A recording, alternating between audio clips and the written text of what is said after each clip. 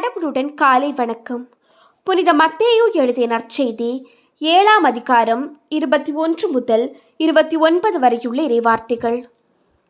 அக்காலத்தில் இயேசு தம் சீடரை நோக்கி கூறியது: என்னை நோக்கி ஆண்டவரே ஆண்டவரே என சொல்பவரெல்லாம் விண்ணரசுக்குள் செல்வதில்லை.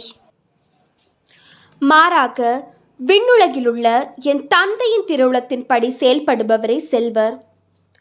அந்நாளில் பலர் என்னை நோக்கி, ஆண்டவரே ஆண்டவரே, உம் பேரால் நாங்கள் இறைவாக்கு உரைக்கவில்லையா? உம் பேரால் பேய்களை ஓட்டவில்லையா? உம் பேரால் வல்ல செயல்கள் பல செய்யவில்லையா என்பர்.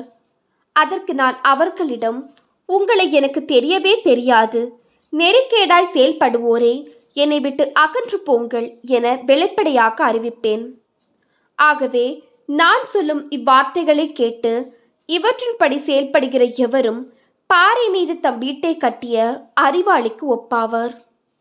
மழை பெய்தது, ஆறு பெருக்கெடுத்து ஓடியது, பெருங்காற்று வீசியது.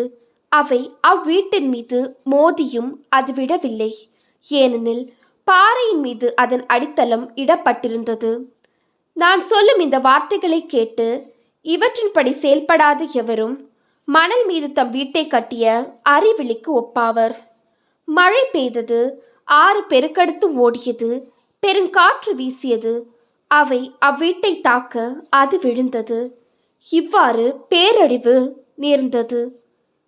இயேசு இவ்வாறு உரையாற்றி முடித்தபோது அவரது போதனை கேட்ட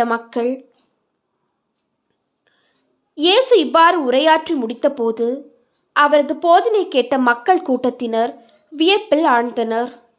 ஏனெனில் அவர்கள் தம் மறைநூல் அறிஞரை போலன்றி அதிகாரத்தோடு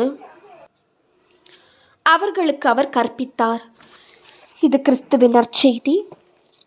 இந்த நாள் இனிய நாளாக அமைய வாழ்த்துக்கள்.